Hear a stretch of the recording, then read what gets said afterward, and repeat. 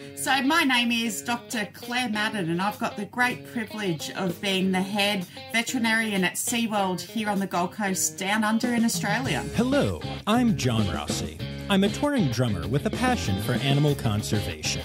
When I'm on the road, I spend as much time as possible visiting zoos, aquariums, and conservation organizations.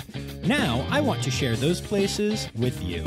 I'll be talking to keepers, vets, conservationists, anyone who can help me in my mission of connecting my people to animals through their people. Join me on my Rossifari. Hello, hello, hello, and welcome back to an all-new episode of the Rossifari podcast. All right, y'all, so this one is a corker, as they say down under. I am so excited to be bringing you my interview with Dr. Claire Madden of SeaWorld Australia. If you don't already follow her on Instagram, first of all, what the heck is wrong with you? What are you even choosing to do with your life? But also, you need to make sure that you go ahead and do that right away. It's just at Dr. Claire Madden, DrClaire Madden. And the absolutely insane, cool, wonderful rescue work that she does and that is featured on her Instagram is mind-boggling. And of course, it inspired me to reach out to talk to her about all of that work, but also what her life is like as a vet at SeaWorld in Australia. So this is all of that. It's so cool. I could have done 2 or 3 hours with Claire. We did go over an hour in the interview, and I am already hoping that she would be willing to come back on, maybe in a future season, and grace us with more incredible tales. I'm not going to need to hype this up anymore because honestly, it's so cool. You're just going to love it. So before we get to the interview, just a quick reminder, make sure you hit subscribe. If you could take a moment and leave a rating, and especially if you could leave a written review if you use Apple Podcasts or any other apps that allow you to leave written reviews. It really helps people find the podcast. Also, make sure you're following along at Rossifari on Facebook and Instagram and Threads and Twitter, and at Rossifari Pod on TikTok. And you can support the pod for as little as $3 a month by going to patreon.com/Rossifari. All right, enough of that. It's time for us to head down under. I'm not even going to do the bad accent because I don't want to insult Claire. And let's get to my interview with Dr. Claire Madden of SeaWorld Australia.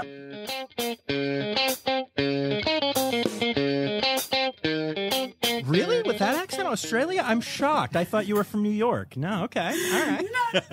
No, definitely Australian. Talking through my nose, I don't think you can get a more Australian accent than what I currently have. I am a little bit of an actor. I'm mostly a musician, but I do some acting. And so I do some little accents and stuff. And I have tried so hard to get any kind of decent Australian accent. And I just get laughed at when I try. I'm good friends with the zookeeper in Australia, Ren Howell. And she literally, if I even just try, she just goes, no, stop. I'm like, oh God, I'm sorry. It's funny hearing it in the movies. We're so used to hearing the American accent. And then when they try and do an Australian accent, you don't realize how hard it is. But yes, it's hilarious hearing people trying to replicate our accent. But here it is. You got it for the next however long we chat for. You have my Australian accent. Excellent. And that's really what we're here for, right? Well, hopefully we keep the audience captivated. Yes, definitely will. So, right off the bat, I think we'll just tell the story of what just happened. But so we were trying to connect and make this happen, and we finally got it scheduled, and you had to cancel and I had to cancel, and just world happens sometimes. It's all good. And then you're like, oh, I don't have headphones, and that makes the audio a lot harder for me to edit. And so what was your solution for that? Well, aside from initially panicking because I knew that I was going to create extra work for yourself at your end, I ran to my veterinary equipment cupboard here behind me in my office where I sit, and I grabbed the headphones that I use for our Doppler machine. So we use a Doppler to listen to a heart rate of smaller animals, more so our reptiles, and sometimes with a lot of background noise, it's quite hard to hear that heartbeat. So we use headphones, and so that's what I grabbed. I grabbed my veterinary equipment, and I'm sitting here with these really cool looking headphones getting used for probably what they're meant to be used for. But we use them in a veterinary context here. Oh, I love that, because honestly, like, as funny as it is, and we were both laughing, but also that's kind of what you have to do as a vet. You have to improvise. You have to, you know, there was a crisis. Granted, this is not much of a crisis, but there was a crisis, and you dove into action and you came up with a unique solution for, and I feel like that's what being a vet is. Oh, you've hit the nail on the head. That's one of the joys of being a vet, is we're constantly like detectives and problem solving and troubleshooting and trialing therapy plans and pulling pieces together to find a solution for a problem that's presented to us. But it's more so true in the zoo and wildlife world. So as a vet, we're trained on these, 5 basic animal models, which are largely our domesticated species because we know so much about it. And being a zoo and wildlife vet, we need to adapt and modify what we know more so to apply to the variety of species that we deal with. Absolutely. I'm curious, though, how important is it to start with a really firm foundation in those domestic animals and the things? Do you think it's good to get a firm footing with like cats and dogs and stuff like that before moving on to more exotic stuff? Absolutely. From a veterinary context, it is so important that you get those solid foundations in medicine and your surgical skills from those domestic species, because first principles still apply. Wound management, still wound management. Surgical approach is still surgical approach. What is, however, useful is the handling and the husbandry and the animal behaviour.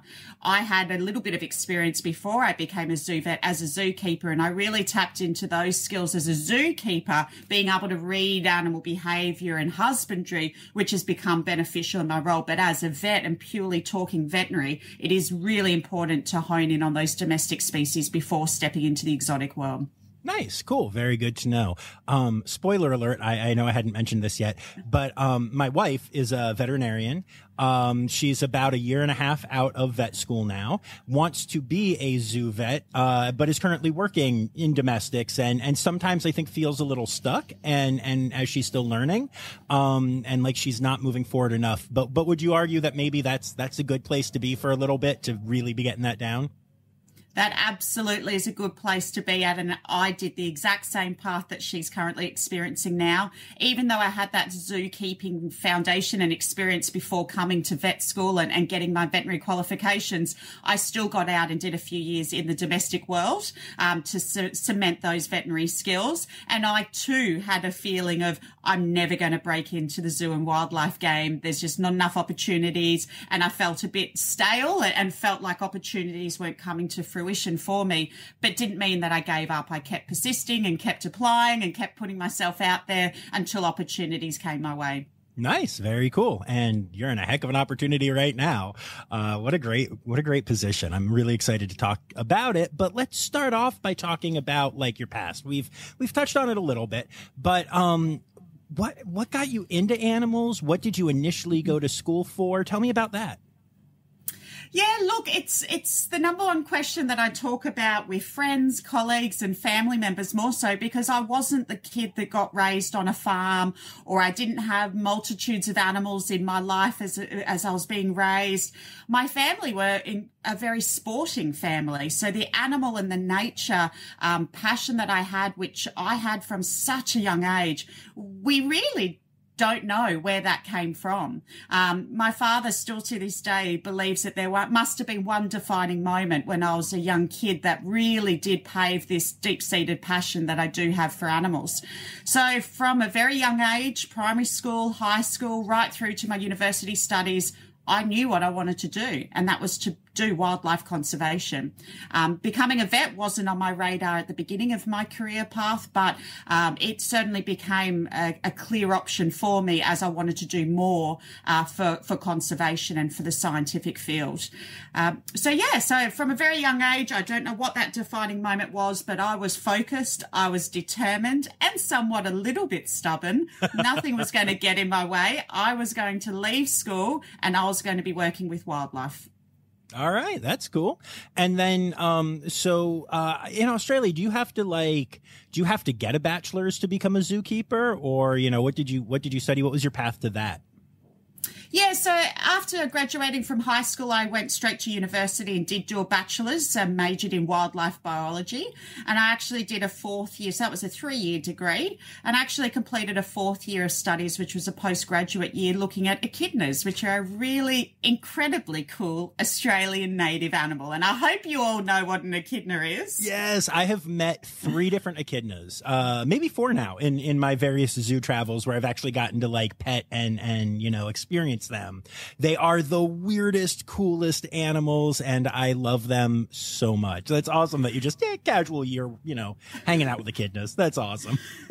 Yeah, they are. You hit the nail on the head. They are so unique looking. They're unusual characteristics, yet so cute, and an egg-laying mammal. Like that, what a unique physiological feature for an animal to have, and they're Australian. So I spent a year studying those guys before I became a zookeeper. Went in and did a few years at a few of the different zoos here in Australia as a zookeeper, working with both native and exotic species. Before I wanted to take my conservation further, and I needed to do further studies to do that, was actually planning on going back and doing further postgraduate studies on echidnas. And speaking to people, they said, look, being an echidna specialist isn't going to send you around the world, but becoming a veterinarian will send you around the world. So I decided to take the path into vet school and conduct my veterinary studies, which is a 5-year degree here in Australia, like most places. And during my undergraduate as a vet, I was getting myself out there at all the different zoological institutions here in Australia and doing placements and trying to get my foot in the door. Nice. Very cool. And then, did you get to SeaWorld right away, or did you have some, you know, vet work elsewhere? Yeah, so no, SeaWorld didn't come straight away, and SeaWorld didn't come easily. I certainly worked hard for this opportunity. So upon graduating from vet school, I actually did a small animal internship at a local veterinary specialist hospital here on the Gold Coast, where I did a rotating internship between medicine and surgery. And then basically I went on and did emergency medicine. So I was working weekends and night times as an emergency clinician, and during the day trying to get that opportunity into the zoo and wildlife world. I was casual at a few of the local wildlife facilities here in southeast Queensland on the Gold Coast, waiting patiently and somewhat impatiently at times, waiting to secure myself a full-time employment within a zoo. And I was able to do that at about 3 years out of vet school, got a job, a full-time position down at Zoos Victoria, which is in the southern parts of Australia. They have 3 zoological facilities attached, and was lucky enough to secure a full-time position there. During all of this time, whilst I was juggling all of these opportunities, some of which were happening all at the same time, I had developed a good relationship with the previous vet that was working here, Dr. David Blyde, and he was very kind enough to offer me incredible opportunities to come and shadow him when he was doing procedures, and to see some of the work that he was doing on the ground here at SeaWorld. And that was the golden opportunity for me, was that man alone. Without him, I wouldn't be here. But also just getting myself out there and taking hold of those opportunities that he allowed for me. And fortunately for me, he was ready for retirement, and I was part of his retirement plan. And so it was a little bit of an opportunity in getting myself out there, but also very much a lot of being in the right place at the right time. And things happen for a reason. If you follow your passion and follow your heart, I am a firm believer that things will evolve and opportunities will arise. And I think that was just the case with SeaWorld. I love that. I love that so much. Passion is my number one word. I say it all the time. I say you will be successful if you are passionate. I actually have a philosophy that I think most people in this world are so wildly unhappy and so dependent on external stimuli and maybe even bad things and stuff, because they don't find or don't follow their passion, and they spend all day sleeping and working on something they hate. And, you know, I think passion is so important. So that's really cool to hear you say that. I love that message. Yeah. Yeah, the passion thing, it sounds so cliche, but it's so true. I was never, as I said, I was raised in quite a sporting family, and sport was quite a big component of my childhood. Academia was not the pathway that my parents were taking me down. And so I never really was the studious or the straight A student coming through, primary school and high school. But as soon as I hit university and I was learning something that I wanted to learn about, I wanted to learn more. And I started to do really well at it. So it even goes to show that, being able to apply yourself to a passion, you're going to do well regardless. So it does sound cliche, but it does make sense. If you immerse your world and your life with something that you want to be doing, you're going to do well at it. Yeah, no, and I love that. Like I said, I am with you. I could just talk about this all day, but then that would be, a disservice to my audience. So we will move on, but I am very with you on that. But so let's talk about what your job is like now, because, I got to tell you, you got a really cool Instagram. Just saying. Oh, thank you. Yeah, it's a really good platform. I certainly do not come from a media or marketing background, but having these social platforms like Instagram, and I've just recently tapped into TikTok, but I'm still learning, still very much on my old plates when it comes to TikTok. But it's just such a great platform and media to share the work that I do, and also to message those important conservation messages that we want to get out there. Yeah, absolutely. Rossifari just started as an Instagram page to try and get the word out. And then the podcast grew from that. Now I'm also on TikTok, and I'm also not great at TikTok, but hey, we're trying, and it's important to have that stuff out there, That's right. That's right. Just engage that audience with the content. So we'll see how TikTok goes, but it's certainly very much in its infancy. Yeah, no doubt. But so let's talk about what this job is like and what you're putting up on that Instagram. Yes, so there's certainly three key components to my job working here at SeaWorld. Large proportion of my work is obviously looking after all the animals that call SeaWorld home. So looking after all the collection animals that reside here at SeaWorld. Another component of my job is doing all the rescue work. And that's the motivating, that's the passion job, getting out there, a wild animal that needs assistance, and being that team and being that first respondent is such an incredibly privileged position that we can be in at SeaWorld. And the third component of the job is research. We do a lot of research, not only with the animals here at SeaWorld, but also those wild animals that we do rescue. It's so important to assist with the research, and I do have a firm belief that zoological institutions should exist now for the research benefit and that conservation value. It's less about displaying animals, and it's more about that conservation output and being able to learn from the animals that we have so we can apply it to those wild populations. So that's the third component of my job. And so it's a big juggling act between those three sectors, or those three key roles. And every day and any day, anything can happen. There's a lot of planned procedures, but I also like to say my day is made up of mostly unplanned procedures, because we can get a call any time of day, any day of the week. Animals don't know if it's a Sunday or a public holiday, but we're ready to deploy a team and assist an animal in need. I love that so much. And I promise we will get to the rescue stuff. I want to get to your passion. But let's start off with your collection at SeaWorld, because y'all have some really cool stuff there. Like this is not just like a couple of sharks that you're hanging out with. So you're doing what, polar bears, right? And penguins and all kinds of crazy stuff. So talk to me a little bit about your collection. Yeah, so we've got a really great collection of animals. We've got 2 different species of bottlenose dolphins. We have 3 species of penguins, 5 species of seals. As you mentioned, we have 3 polar bears, and then we have a whole range of aquarium species. So elasmobranchs, which are your sharks and rays, and then a huge variety of teleos, which are your bony fish. So huge collection of animals that do keep me busy. A huge proportion of my work with those animals, and it should be encompassing 80% of my work, is preventative medicine. So just like dogs and cats at home, we vaccinate and we worm them to make sure that they don't become sick. And that's the large proportion of my work with the animals at SeaWorld, is participating in their veterinary healthcare to prevent them from becoming unwell. And if I'm doing my job well, then just a small proportion of the work, so 20% of my work on average, is treating those that do succumb to disease or illness. All right. That's cool. I'm still fascinated by the fact, by the way, that you have all three of these jobs. I feel like each one of the jobs that you described is a full-time job, if not more of one. So I'm pretty impressed by that. It is a full-time job, but this is my lifestyle. This isn't just a job for me. You know, I'm going to tap into that word passion again.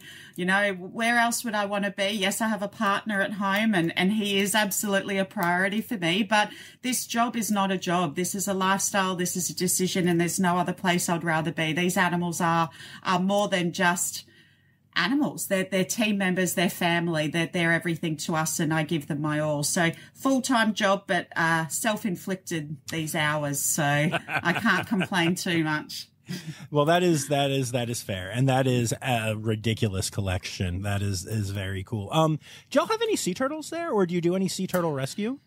Yeah, so sea turtles do make up the majority of our marine rescues. Unfortunately, here in southeast Queensland, February last year, we received a significant flood event, which has had huge impacts on our marine ecosystem. So not only has it caused a lot of fresh water to affect the saltwater ecosystem, but it's also killed off a lot of the sea grasses that large sea turtles feed upon.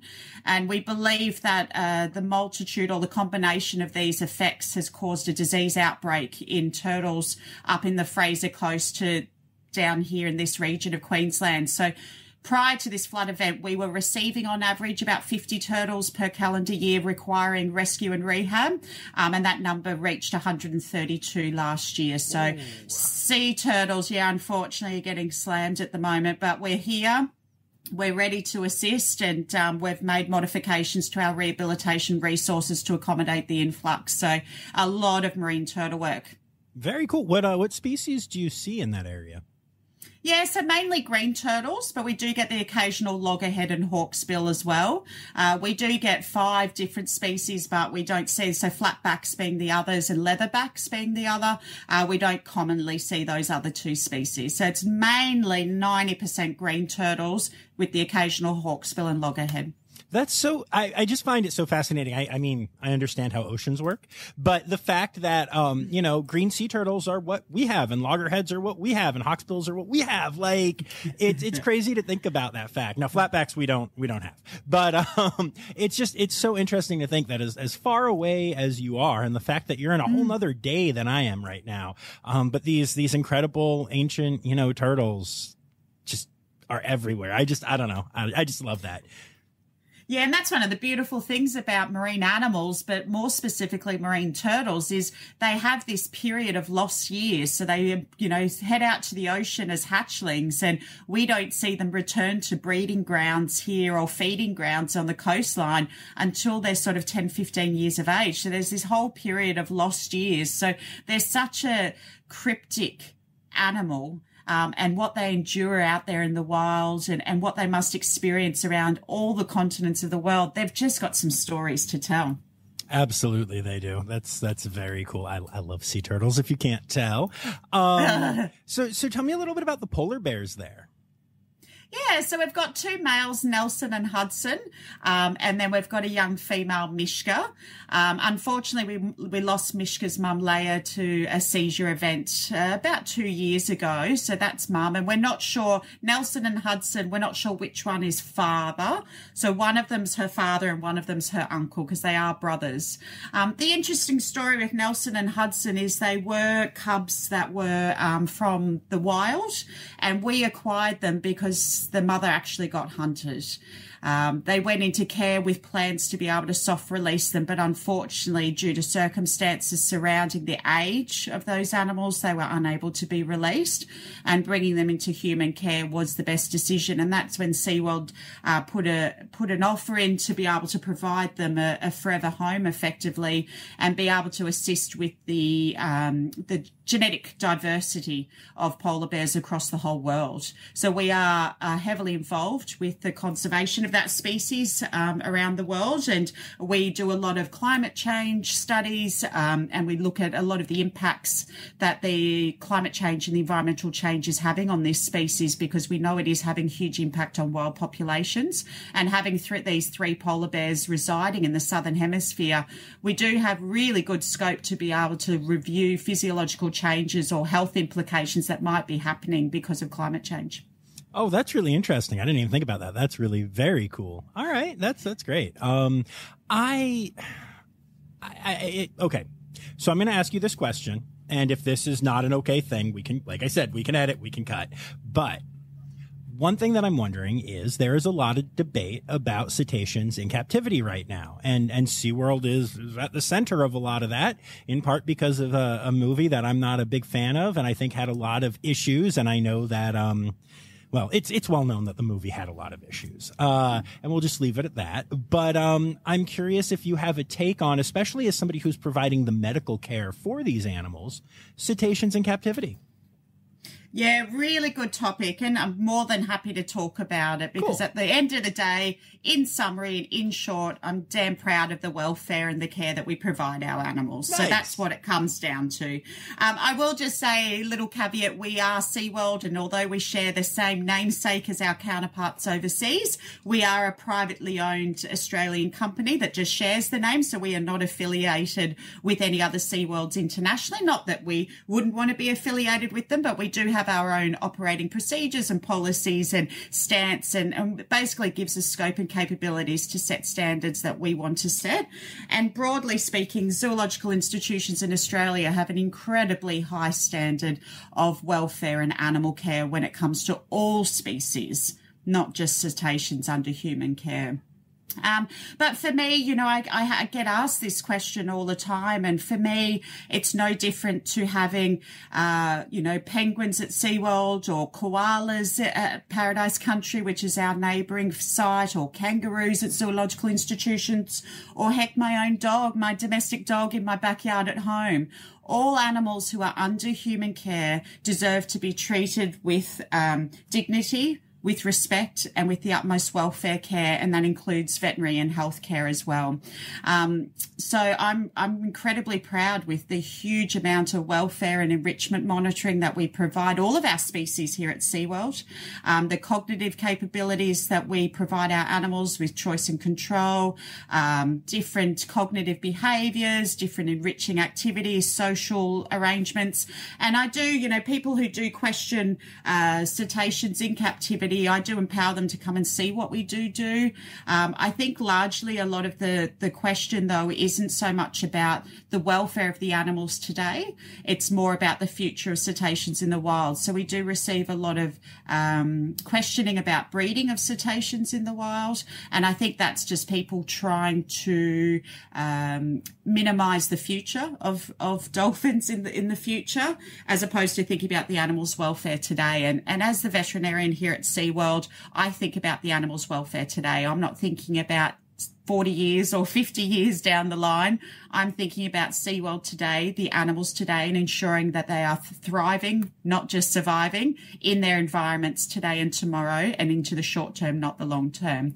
And I'm damn proud. I leave my job every day with my head held high with the level of animal care and the animal welfare that we are able to provide all of our animals here at SeaWorld, not just our cetaceans. But we have external welfare specialists who come and review our practices, and we have external PhD students who are critically reviewing and scientifically proving, or scientifically reviewing, I should say, our current practices. And if they do identify that any of our animals, penguins, polar bears, or dolphins, are in a state of negative welfare state, we will make change. We will alter our operations to suit those animals' needs. So we are proving, and we will not anthropomorphize or subjectify our welfare stance, and we will rely on science to guide us when it comes to animal welfare and animal care. And we do it really damn well here. Really something I'm proud about. And I could talk about this for hours on end, because it's just limitless, the amount of data we collect daily on each of our individual animals and collating all that data together to make sure we are doing everything that we can for the animal with the knowledge that we know now. So, do you know, I mentioned a big component of my work is research, and welfare is a big component of that research. Is we constantly need to be reviewing our understanding of animal welfare, because what we know yesterday is different to what we know today. And we need to be growing and learning more. So our knowledge is constantly changing so we can be improving for the animals into the future as well. That was a really great answer. I love that. I love how passionate. No, I do. I love how passionate you are about that, because that's important. And that's the thing. One of the reasons I started this podcast is to shed a light on the good work that is being done by good facilities around the world. And I don't know how anybody could listen to what you just said and be like, nah. Especially the fact that it's database. Like, I love that you're passionate about it, but you're gathering data and you're doing the research. And I genuinely believe that if you know, there's some research and like good research. I mean, there's always some crap study out there, but you know, actual good research, and you're doing research and you were finding out that, like you said, any animal in your care was not getting what it needed. You would adapt, you would move on, you know, and I think that's super important for people to realize that, like, it's easy to say, oh, they should swim free forever because yay, happy world. But you're actually using data rather than emotions, and that's slightly better, I think. Yeah, and the important thing is we have those external people coming in, because it is, you know, I am passionate and I invest so much emotion and care and time into the animals that it is easy to become complacent in what you're doing and you're operating, and it is complacent to think that you are upholding a good standard of care, and then to get someone with a fresh set of eyes who understands the animals that we are looking after and critically reviews or evaluates our practices, they sometimes push the boundaries and make change for the better for the animals. So it is important we have those external auditors coming in and having a look at our practices as well. And the other thing with welfare is we take a proactive as well as a reactive approach. So what that means is if an animal, we do deem it to be in a neutral or negative welfare state, whatever that may be, we will react and we will respond and we'll make change to ensure that that animal goes back into a positive welfare state. But also from a proactive perspective, we do conduct what we call animal welfare risk assessments, and we do that for every enclosure or exhibit space that every species resides in. And that's us collectively as trainers, supervisors and managers reviewing any potential animal welfare risks that may be posed to the animal. So it doesn't mean that there has been an animal welfare implication, but we are critically reviewing the space and the operation and how we house and look after those animals in those spaces, and identifying what could be a potential animal welfare risk for an animal, and will make change based on the scoring system. So that's us being proactive in that animal welfare space and making change before it becomes an animal welfare concern. Awesome. Very cool. We will get to the rescue stuff in just a second, but I have one more question about your facility. You have to tell me the truth. You can't lie and say you don't have one. What's your favorite animal? Oh dear, the golden question. My normal cliche response is it changes every day. So based on the clinical cases and you know, building rapport and spending time with individual animals, it absolutely changes every day. So yeah, I mean, look, the one thing I do also say is, you know, friends and family and colleagues who come and visit SeaWorld all desperately want to meet a dolphin, all want to, you know, get closer. Everyone's just got this beautiful innate affinity with dolphins. But I instantly say, come and meet a seal. Okay. They're dogs with flippers. Come and meet a seal. Dolphins are incredible. I absolutely adore, and I'm so grateful to be working alongside dolphins. But seals are just charismatic little rat bags. They truly are. They're just divine. They're dogs with flippers, as I say. And I think because a lot of people do have domestic dogs at home, there is that immediate association between seals and dogs at homes, and people do just fall in love with seals. But look, no, honestly, for myself, it truly does change. I love the array of animals that I get to work with. And then I go out to a rescue and come across a species that I've never, you know, come across before, and my mind gets blown and my favorite animal changes again. Okay, that's fair. That's different than just saying I can't have one. I work with them. So that's that. I'll allow that one. But changes every day. That's fair. So let's talk about this rescue stuff. Tell me what you're doing. Tell me what kind of animals you're seeing. Walk me through the whole thing because it is fascinating, and I have not yet had anyone who does marine rescue on this podcast. So like 101, hit us. So it can happen any time of day, any day of week, but if I was to recount the rescue calls, they always tend to fall on a Sunday because that is my day that I try and have off. But we get calls from department, we get calls from members of public, we get calls from Surf Life Saving, Queensland Fisheries, a whole plethora of avenues of a call might come through, and it gets funneled down to us because we are the only team effectively in Australia that has the capabilities to respond to marine rescues, particularly marine mammal strandings and disentanglement work.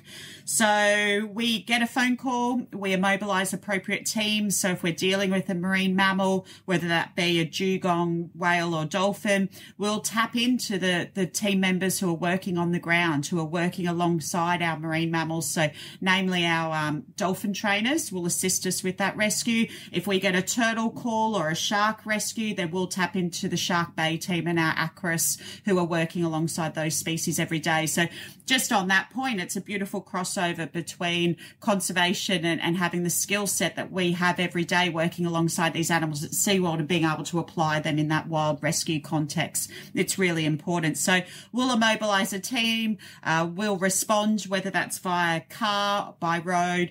We have 2 boats that we can utilise, and we also have capabilities to use helicopter as well, because we do have a few islands here in the Moreton Bay region. So sometimes going by helicopter is the most efficient way to get there so we can respond and get to that animal in a timely fashion.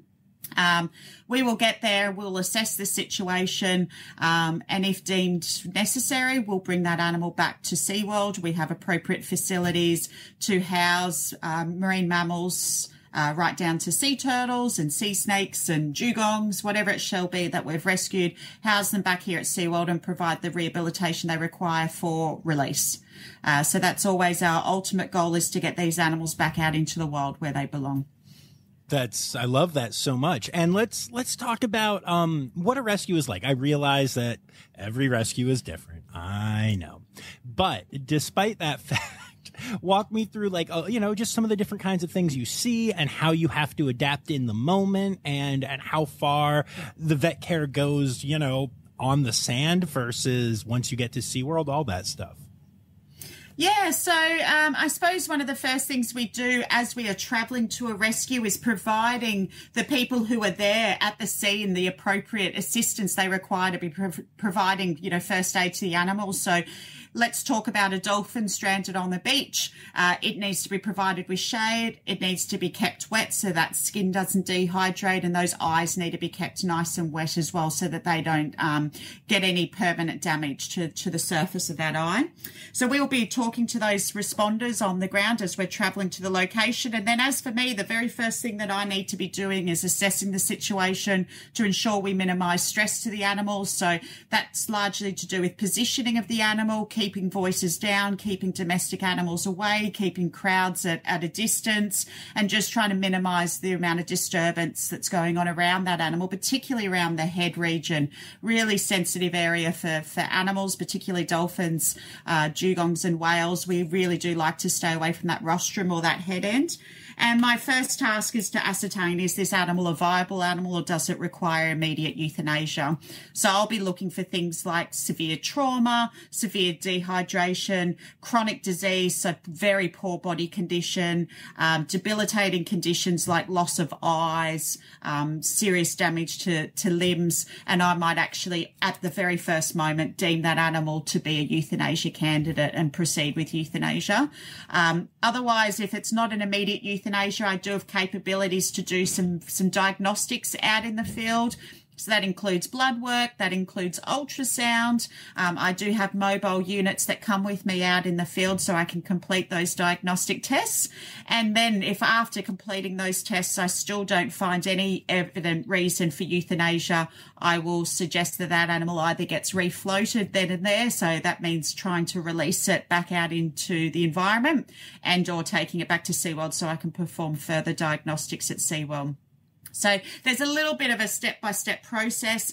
And what I haven't spoken about is during these processes, I do need to seek approval. So these are protected, threatened species. All marine animals are. All Australian native animals are protected species. So depending on where the animal strands, I need to seek approval by the state authorities or the state governing agencies to intervene with the animal. So to being able to take those bloods and do the assessment, but more so bring that animal back to SeaWorld, I need to seek approval before I do that. And we also need to speak with the Indigenous peoples as well. A lot of our Indigenous peoples do have a connection with the marine animals because we do have a lot of coastal communities here. So for any movements of animals or any euthanasia of animals, we do need to engage with our Indigenous communities and seek approval from them as well. Wow. Okay. So I was with you till the end there, and then you really surprised me. So what is the process like? You're sitting there and you're looking at, an animal that has this issue, and you can help immediately, or, when I say help in this case, I'm talking especially if it's euthanasia, which is helping, or if you're going to need to transport or anything, but then you need to get in touch with the government and Indigenous people. How easy is that process? Because I know what the government is like in the United States, and every animal would die immediately, and somehow they would find a way to tax it. So, what is that like for you? Yeah, look, it depends on what day of the week. Certainly the response time is a bit quicker Monday to Friday than it is on a Saturday or Sunday. But I should just make the caveat, although I need to engage with those stakeholders, if an animal is in immediate welfare concern, I do have a legal obligation to speak on behalf of the animal, and I will euthanize and then seek, seek for the advice after the fact. But in a marine mammal instance, we certainly do have a little bit of time. But look, it does vary from time to time. It can, in some instances, take a couple of hours to get that approval, more so from a transportation rehabilitation perspective. So to be able to get the permissions to get that animal back to SeaWorld, usually those conversations do take a little bit longer because there's a few more stakeholders that need to give the authority to do that. If it is a clear-cut euthanasia, it's more so just a courtesy call as opposed to a seeking of approval. And with the Indigenous peoples, the conversation's more around what to do with the aftercare of the body, more so seeking permission to do the euthanasia versus not. So often the Indigenous peoples would like to bury the carcass on land. And the conversation for me is usually, can I still take the carcass back to SeaWorld so I can conduct a post-mortem? I can collect tissue samples so I can be contributing to the scientific world while still respecting that cultural significance and returning the carcass after I've been able to do that. And it's 50-50. In some instances, I am able to bring bodies back to SeaWorld and process them and take as much science as I can from that animal. But in some instances, I'm conducting the post-mortem on the beach at the rescue location so that the Indigenous peoples can bury the animal then and there on the land. Okay, that's really interesting to think about. That is a whole stakeholder that you don't really hear brought into the conversation in the United States with Indigenous people, and I think that's very cool. I think that's very important to respect that. I like that, but I can also see, just from a pure science standpoint, that it could be a little frustrating at times too, It is, and it's all about relationship building. So I do have some really good relationships now, having been in this role for a few years, with a lot of the local Indigenous communities. And so I know the people to talk to. They know me. There's a mutual respect there. They understand I've got that science benefit. I understand the huge cultural significance of keeping that animal on the land. So we work really well together, and it is getting faster and faster as time goes on, and we are respecting each other's disciplines. So it's great, and it's nice to be able to do both. It's a really nice sentiment to take an animal back and see the Indigenous peoples do a community. I had a humpback whale calf last year that stranded on a beach here in Gold Coast, and as I was euthanizing, I had an Indigenous gentleman performing a ceremony as that animal's being euthanized, and it was absolutely beautiful.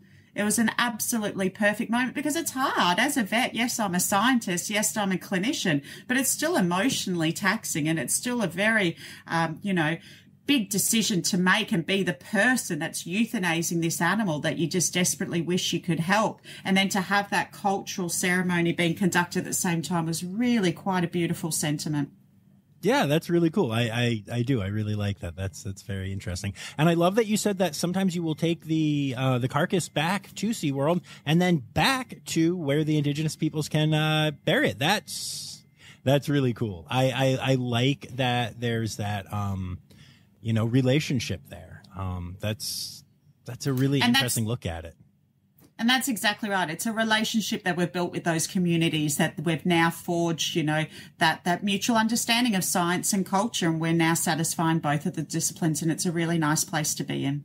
Very cool. I like that a lot. Yeah, that's interesting. So humpback whale calf. Tell me about some of the other crazy animals that you have gotten to see and be part of rescues, and tell me about some of the cases. So it's so funny you asked this. I only just yesterday did a list because of all the cool species that I've seen in the last 12 months. Because typically here in southeast Queensland, everyone knows we've got dolphin, everyone knows we've got humpback whale. And we do a lot of dolphin and humpback whale work, particularly at winter when we have the humpback whale migration. We do get a lot of entanglement issues where they bring up commercial fishing gear on their tails, or they get caught up in the fisheries shark control program where we have nets and drum lines along our coastline to try and mitigate shark numbers. So our whale disentanglement work definitely ramps up at winter. But just in the last 12 months, we've been here as the SeaWorld rescue team. We've rescued dugong. We've rescued 2 different species of dolphins. We've had dwarf sperm whales, Risso's dolphins, melon-headed whale, Blainesville whale, false killer whale, humpback whale, pilot whale, and although we didn't rescue it, we did visualize southern right whale.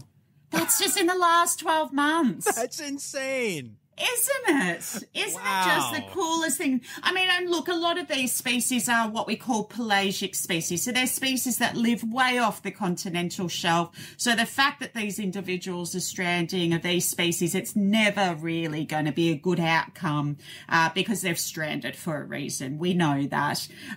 But just an incredible array of different marine mammal species just here in southeast Queensland. So we were talking before about marine turtles, how they just travel and traverse this whole world. Our marine mammals are the same. We've got some incredible species that a lot of members of public and a lot of people who are outside the marine industry, they wouldn't even know half of these species even exist. So it's incredible, rocking up to a beach and you see this animal in front of you and you're going, oh my God, what is this? What is this species? Because there's just some incredible marine species out there. Oh man, that is absolutely fascinating. What can you walk us through like a case or two that you've done? Because so far you have blown my mind completely, by the way. Like I had this mental image, just to give you an idea. I had this mental image that, okay, so, you mobilize and you get on a helicopter or whatever, like you said, some cool thing, and really fast rock and roll music plays as you travel to the place, and you get off and you're running and you're like, all right, go, go, go. And you're like yelling and screaming. And meanwhile, you're like, I need to calm everybody down. I need to make it quiet. And then we need to connect with the government and with Indigenous people and blah. And I'm like, this is so different than what I pictured that I would love you to just take us through a case. All right, well, I'll take you through the most recent case that we've seen, which was only occurred last Friday. So we got the call at about 9:30 our time. New South Wales government called. There was a report of a dugong had stranded on the beach in northern New South Wales. So that's about a 45-minute drive from where we are. So we got a team together. I received the phone call, picked the appropriate team members to come and join me, grabbed my backpack. So we have all of our gear packed up, ready to go. So I do just need to grab a paramedic's backpack. That's my rescue backpack. And then I have 2 eskies that has all of the other bits and pieces, including the equipment that I need to attend a rescue. Got sheets, got mattresses, got water bottles, and got stretchers because we thought we were heading down for a dugong. And this is quite an odd location for a dugong to be located. It's a bit southern to where their normal natural range is. So it was a bit concerning to think that there was a dugong down on this particular beach. As we were en route, we were halfway there and we get a call from the National Parks officer who had just arrived on site. And this animal had a dorsal fin. So it was evident it was not a dugong. It had a very large dorsal fin. So we were thinking, oh, bugger, we're not attending a dugong. We're attending a very large dolphin or a small whale here. And then when we got there, lo and behold, it was what's called a Risso's dolphin, which is, again, one of these species that lives way offshore. It was measuring about 3 meters in length and over 300 kilos in weight. There was a small crowd there who had already put a sheet over the animal as we'd instructed them to do. They'd put the animal upright because when they found it, it was on its side with the blowhole underwater, which is not ideal for breathing. And they were keeping the animal wet, which was a really good response by the team. Because one of the things we do worry about when we attend a stranding on the beach is the sheer crowd that responds. You know, word spreads quickly when there's an animal on the beach. Everyone has an affinity with our beautiful coasts, let alone the animals that live in there. So everyone needs to be there and see, which is rightly so. Fortunately, it was just a small crowd, but an appropriate crowd to be able to assist us with the rescue. So I did exactly what I did, got down there and quietened everyone down, ensured the animal's in shade, ensured the animal was in an appropriate position, and then started my physical exam, which consisted of a body condition scoring. And this animal wasn't emaciated by any means. It was on the leaner side, but certainly showing no evidence of chronic disease. Eyes were clear, blowhole was clear, breaths were nice and strong and regular, and there was no evidence of any external wounds on the outside. So jumped to my blood gas analyses, which is a blood test I do out on site, and my ultrasound to look at lungs for any evidence of pneumonia. And then I can look inside that belly to see if there's any evidence of significant disease. So things I look for is there any free fluid or suggestion of any sort of ailments in that abdominal region. Ultrasound was clear, blood gas was normal. So I quickly called the stakeholders that were on the ground. So I had that National Parks staff member there, and I instructed him that this animal was not a straightforward euthanasia case, that I'd like to take this animal back to SeaWorld for further diagnostic testing. So he sought the permission. It was good that I already had a member of the Indigenous community was down on the beach assisting with the rescue. So we already had those guys involved in the decision making, which was great. And we got the approval. So we were able to bring this animal back to SeaWorld, which we did. Brought the animal back to SeaWorld, where I was able to conduct further testing. So that included everything from fecal sample, urine samples, x-rays, sputum samples, that's passing a little tube down its blowhole, and just basically just checking it over and seeing what it was able to do once it was in the water.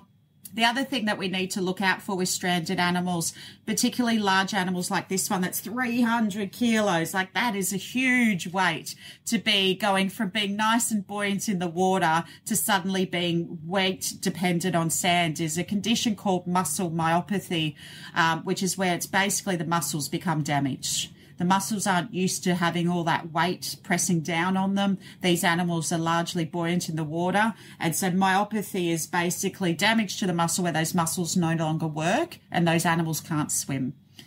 Fortunately for this animal, it was able to swim. We provided it 24/7 care for a couple of days, waiting for some further blood tests to come back, because we do screen these guys for a whole range of infectious diseases that we know that they can get.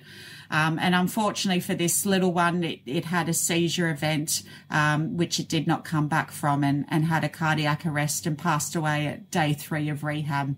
So it's likely had a condition that's called morbillivirus, which is a virus that affects the brain and the central nervous system of marine mammals, but waiting for post-mortem results to come back on that one. But that's a rescue that happened this week. That's a bit of a nutshell from Wodago. I mean, as I said, these animals do strand for a reason. So the outcome, came as a shock to us all, because this animal was giving us no indication previous to the seizure that it was going to seizure or that it was unwell, and we were awaiting these blood tests and talking logistics of release for this animal. But unfortunately, it wasn't to be the case in this instance, but we wouldn't have changed any of the decisions that we did make for this case, and quite a privileged position to be able to provide that animal with the care that it required in those final moments.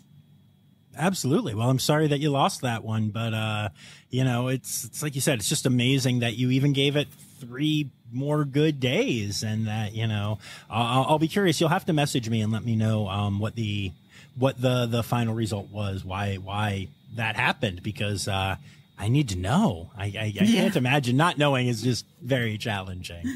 But yeah, so sorry to hear that, but that's an incredible story. I mean, the entire thing is absolutely incredible. I'm curious. You mentioned that you have, you went out there thinking it was a dugong, and then you found out that it was very much not that.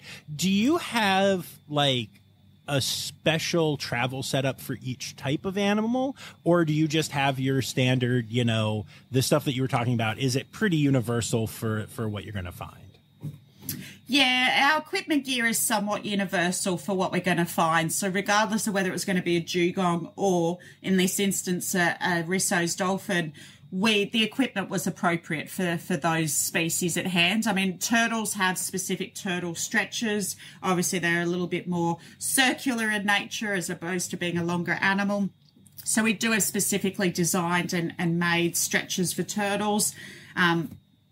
Sea snakes and things, we do need to ensure that they're in an enclosed container because they're a venomous species. But when it comes to the marine mammals, it's quite easy to accommodate and use universal equipment regardless of size of that animal. Wow. Okay. That's very cool. And then I'm also curious about how big and expansive is your setup back at SeaWorld, where you can just bring a dolphin in or a whale in or a big sea turtle or whatever? What are you working with? Yeah, so we do have a huge variety of rehabilitation facilities and resources that we can tap into. So we do have the VQC, which is the Veterinary Quarantine Centre here at the park, which is 2 large pools and 3 smaller pools.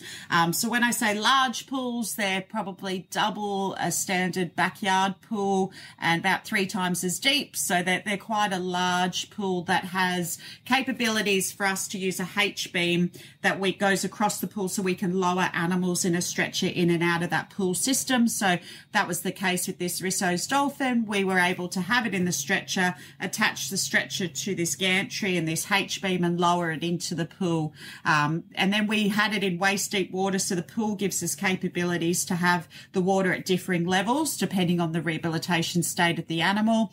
So because we were supporting that animal initially, because we weren't sure what it was going to do once it was in water, so we had a couple of staff members in the water with it at all times. We kept that water level at chest to waist high to enable that animal to still move and undergo physiotherapy and normal motions, but making it safe enough that staff could stay in with that animal at all times. So it is an incredibly deep pool. Look, this Risso's dolphin at 3 meters, we probably can't go much larger than that with the facilities that we have. So we are a little bit constrained with the larger animals. But certainly this Risso's dolphin, our facilities were more than satisfactory to provide the rehabilitation care that an animal of that size needed. That's very cool. Is it hard? I spend all my time talking to zookeepers and aquarists who spend all their time training their animals so that they are able to participate in their health care. How hard is it having a bunch of animals from the wild that you have probably not done much training with? Yeah, really good question, because that's one of the joys of working with the collection animals here at SeaWorld is they do voluntarily participate in their own healthcare, which is an absolute joy for me. It makes my life less stressful, makes the animals' life less stressful, and enables me to conduct and collect diagnostics of all of our animals at SeaWorld in a minimal stress capacity, and the animals are voluntarily participating. It's an incredible thing to participate in. And then, yeah, as you say, you bring an animal in from the wild where suddenly it's in a foreign environment. You've got, foreign, it's never been around humans before. You have to absolutely do a backflip on all of the, husbandry skills that you have for that species, but your handling skills are still applicable. And as a veterinarian, all of the skills and knowledge that I have about the species is still applicable. So in these instances, we do utilize chemical immobilization a little bit. So taking the edge away if an animal is highly anxious or is not coping in those initial periods in that rehabilitation space, we can use things like midazolam and Valium just as an anti-anxiety medication, just to take the stress away and for that animal to recuperate, and for those muscles to repair, for us to get supportive care into that animal like IV fluids or oral fluids, depending on where that animal's at. Getting medications on board. Sometimes we do use, a combination of those chemical immobilizing drugs to help us with that, or we use manual restraint. So whilst that animal's in a stretcher, it's a good opportunity to be able to apply some of the medical interventions that animal needs. But yeah, it's somewhat challenging, and it adds a complexity to rehabilitation because you do apply the skills that you have working alongside the animals here at SeaWorld to a degree, but you don't have any of that conditioning or training that you used to. Yeah, that's really interesting to think about. That's very cool. Well, okay, so we're winding down time-wise. I know that you have to go save animals, but would you tell me about one more case, maybe just something weird or interesting that was a little different than the norm, maybe? Look, it's one that is on Instagram, so you can go and check it out and see the footage for yourself. But I had this turtle come in. It was a subadult green turtle, so the 15 to 20 kilo size, which is the typical size that we see present to rehabilitation. And it wasn't using its back. Let me think about this. Back left leg was not moving as well as it should have been. Every turtle, when they arrive, gets bloods, x-rays, and I analyze some of their feces to look for foreign bodies like fishing line and to look for parasites. And on this particular occasion, I was interested to see what was going on with this back leg. So obviously conducting those x-rays, and there was a really weird, obscure foreign body under the skin of the turtle in the front of this limb. And it was I could not work out what was going on. Palpating around the limb, I could kind of feel a hard object just sitting beneath the skin, and just couldn't quite work out. I couldn't see an entry point. I couldn't work out whether it was a parasite or whether it was completely in front of the musculature or whether it was actually communicating with the cavity. So I elected to take this animal to surgery so I could explore this weird object that I could feel and I could see on x-ray.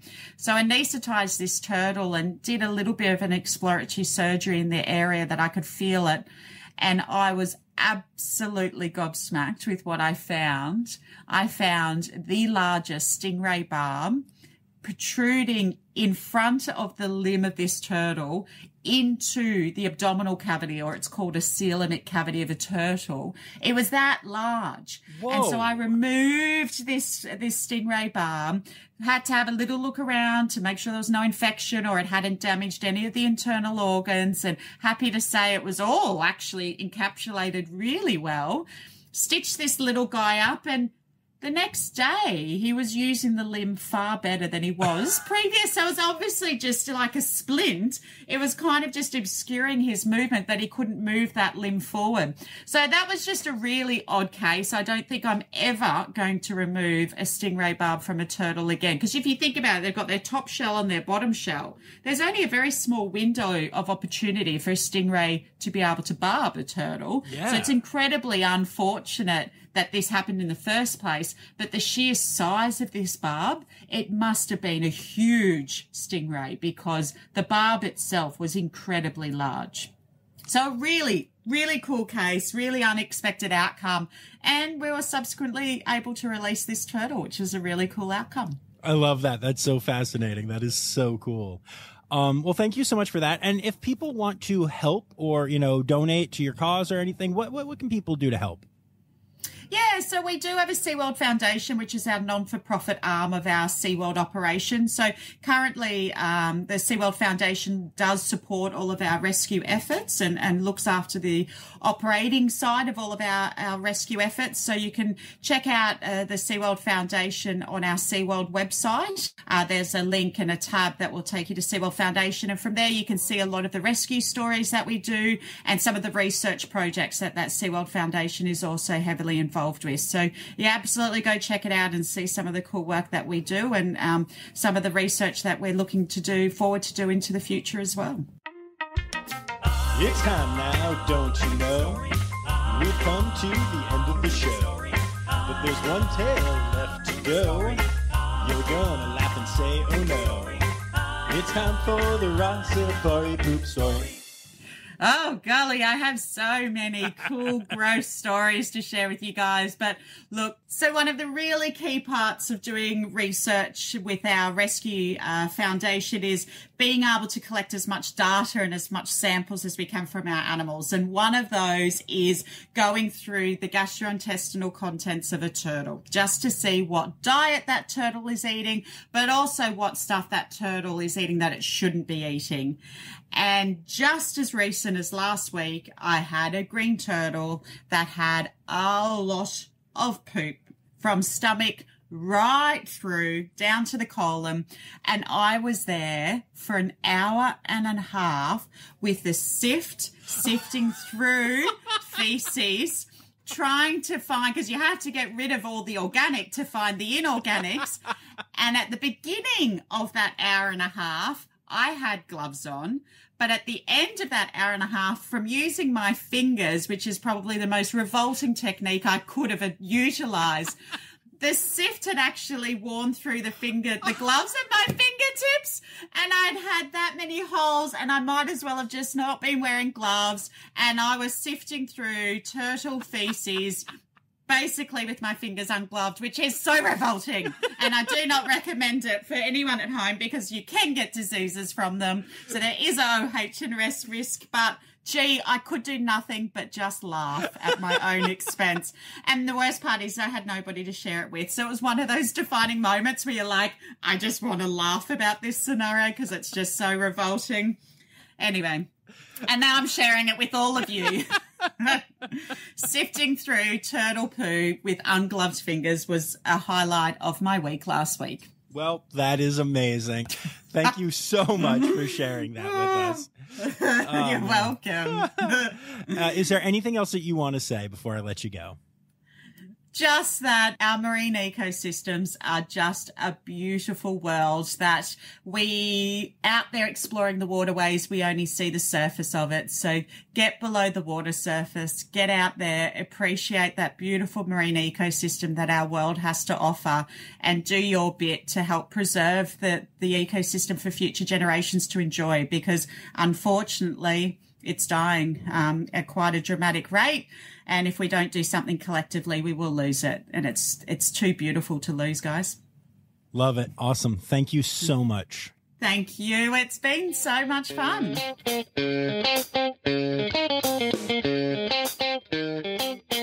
All right. So there you have it, folks. Just another incredible interview. I found Dr. Madden to be so inspirational, and I can't help but think about just the sheer quantity of work that she does. As she was talking about all of those rescue things, I'm like, yeah, I'm talking to a person who does marine mammal rescue and sea turtle rescue, and that's really cool. And then I'm like, oh, wait, she's also the vet at SeaWorld Australia. I forgot that part. And she also runs a really hoppin' Instagram, and has a personal life. It's all just, I mean, what a cool, awesome, and just put together person. I occasionally struggle to play the drums for 2 hours a day and make 2 podcast episodes a week. So a little intimidated, but mostly just inspired by Claire. She's awesome. I'd like to thank everyone at SeaWorld Australia for allowing this interview to happen. I know that y'all didn't know me before this, and I'm glad that you do now. And I'm so grateful to have Claire on the podcast. So thank you very much. Speaking of saying thank you very much, I would also like to say thank you to all of my patrons, especially my Red Panda level patrons, Laura Shank, Kristen Dickey, and Stephen Williamson. And remember, my friends, the word credits backwards is, you guessed it, Steiderk. The Rossifari podcast is produced, hosted, and engineered by John Rossi. Editing and fact-checking by John and Dr. Zoe Rossi. Our theme song is Sevens by Nathan Burke, performed by Nathan and John. Interrupting John theme and additional voices by Taylor Isaac Gray. You can reach John directly on Instagram and Facebook at Rossifari or by email at rossifaripod@gmail.com. Rossifari is part of the Daydreamer Media Network. Now, stop listening to me and go visit a zoo.